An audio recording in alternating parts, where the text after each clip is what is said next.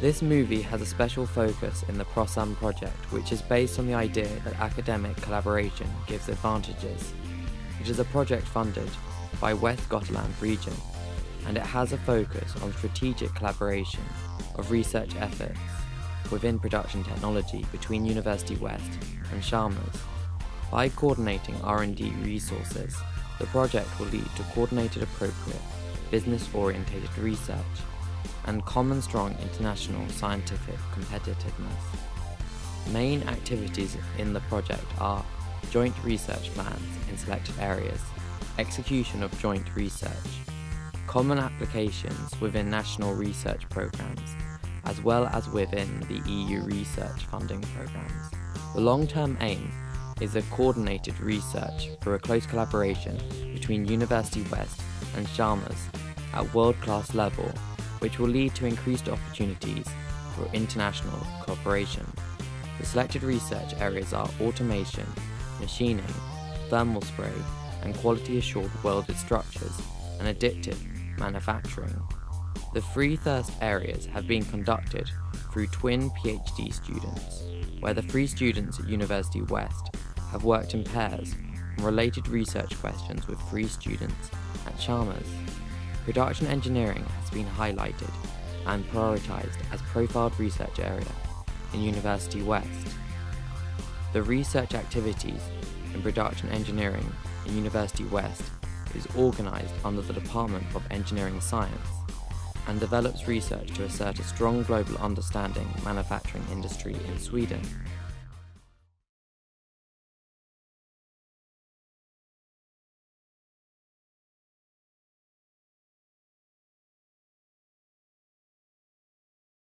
Hello, I'm Emile Glorieux and I'm a PhD student in production technology at University West in Trollhättan.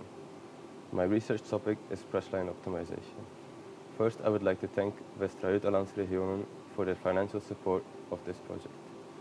Pressline optimization involves using intelligent computer algorithms to find the best way to synchronize the operations in a sheet metal press line in order to improve the production rate and reduce the energy consumption and the wear. The operations in a sheet metal press line include opening and closing of the presses and the motions of the robots that transport the plate through the line. Sheet metal press lines are widely used in the automotive industry to manufacture the plates that make up the body of a car. For each car, there are several hundreds of plates that need to be manufactured. And for each plate, the press line needs to be synchronized differently. The current approach is to synchronize the operations manually online during production. There are several drawbacks with this. First, the result highly depends on the skill and experience of the specific operator. And second, it is not without the risk of damaging the equipment of the sheet metal press line. This is where our research work comes in. We are investigating how to find the best way to synchronize the operations of the sheet metal press line automatically on a computer. We are collaborating closely together with Volvo Cars to achieve this goal. First, we are working on the computer simulation models that allow us to test different synchronizations of the press line in a virtual environment on the computer rather than on the real sheet metal press line. We work on reducing the computation time of the simulation model to allow us to test a large number of synchronizations in a relatively short time. Second, we are working and developing intelligent computer algorithms that can automatically find the best way to synchronize the sheet metal press line operations. We are using evolutionary computation techniques which are based on biological evolution processes and use natural selection through survival of the fittest and regeneration through random mutations and crossover. With these techniques, we're able to replicate millions of years of evolution in a relatively short time. And during this, we evolved the way to synchronize the operations in the press line into one with a high production rate, low wear, and low energy consumption. Furthermore, we're also working on the conflicting relationship of, on one hand, improving the production rate, and on the other hand, reducing wear and energy consumption. So far, the results in this work have shown that we can significantly improve the production rate compared to the manual tuning and also lower the wear. Furthermore, we are currently working on also reducing energy consumption at the same time. Thank you.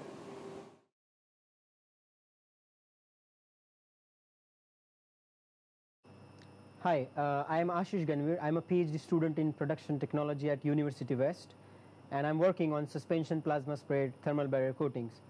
Thanks to Västra Götaland region for providing me this financial support for this research. So before I dig into what is thermal barrier coating and what is suspension plasma spraying, let me tell you that where do we actually have this application for this thermal barrier coatings. So thermal barrier coatings, or TBCs, are typically used in to protect the high temperature components in turbine engines, which we use in power plants, which gives us electricity, and also in the aircraft such as military aircraft or commercial aircrafts. So what this thermal barrier coating does is that it protects the metal components of the engines at higher temperatures. So the main goal is here to increase the engine efficiency, which can be increased by increasing the temperature, the inlet temperature coming into the engine. Now the problem is that if we go beyond certain limit of temperature, the components will start melting, or they will affect their material properties, and but we still need a higher temperature, and that's where thermal barrier coating comes into the picture.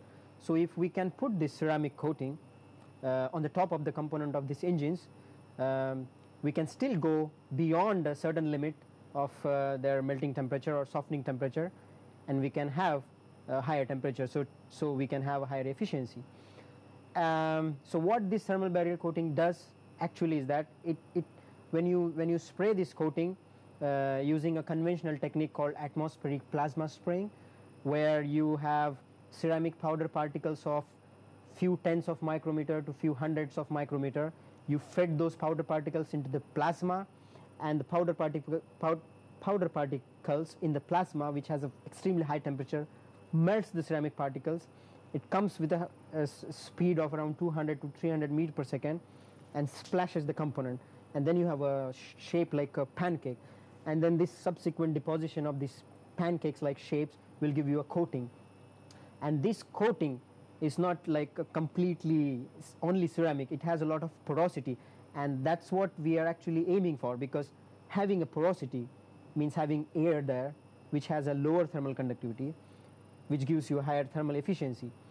So basically thermal barrier coatings gives you lower thermal conductivity or higher efficiency. Now the motivation was, if we can somehow use a nanostructure powder particles to produce a coating which is different than the conventional, we might be able to reduce even further thermal conductivity. And that's where the suspension plasma spraying technique comes into the picture, where it is possible to feed or to spray very fine size powder particles, around nano or submicron size powder particles. So what we do is we take these fine powder particles, and instead of directly spraying in the plasma, we mix that first with a liquid like water or alcohol to prepare a suspension, and then you feed the suspension into the plasma, and you get a coating which is completely different than conventional coating, and we call it nanostructured coatings. And there are different features present in the coating structure. So my aim is, or the goal of my research is to address a question, which is how can we actually reduce the thermal conductivity or increase the thermal efficiency using these new types of coatings by spraying this new technique, which is called suspension plasma spraying. And what are the different type of structures, possible structures, which you can achieve using these techniques, and what are these different features present in the coating which actually has an influence on the thermal conductivity, or so to say on thermal efficiency of the engine. So this is what I am actually looking into in these thermal barrier coatings. Thank you.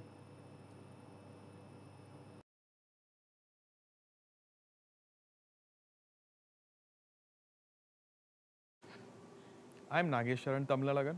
Previously finished my Masters in Aerospace Engineering from Technical University of Madrid, Spain. September 2014, I started my doctoral studies in Department of Engineering Science at University West. Under supervision of Professor Thomas Bieno, I am working on machining of heat-resistant superalloys in collaboration with Chalmers Institute of Technology and GKN Aerospace Trollhättan. And I like to thank Vastragod region for bringing in the project and supporting us financially in the project titled PROSAM. Heat-resistant superalloys are widely used in offshore industries, nuclear power plants, and aerospace sector. In particular, in aerospace industry, it's more applied in the hot section of gas turbine engines for its valuable properties like mechanical strength, oxidation, and corrosion resistance at higher temperature regions. Though the alloy exhibits potential valuable properties, the downside is the machinability. And why the machinability is important? The reason is it's expensive and the wastage of material is not environmentally friendly. This project is in collaboration with Chalmers Institute of Technology and University West.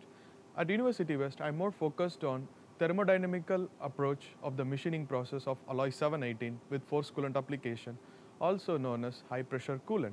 And this is the tool holder, and this is the cutting insert, and we have force coolant from the rake and the flank face at different pressure to cool the cutting insert during the machining process. And this is the cutting insert which is used to remove away the material from the workpiece. And what we are more worked on is, so this is the magnified version of the cutting insert.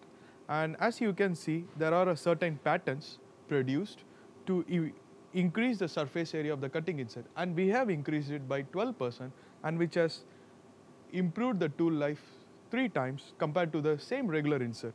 And so we took the normal insert and we have re-engineered to a new insert with increased surface area, which has increased the tool life, also improved the material removal rate, and for higher heat dissipation in the process. After the machining process, both the alloy 718 and the cutting inserts are also being approached in material perspective with help of Chalmers Institute of Technology from Gothenburg in this project. Thank you.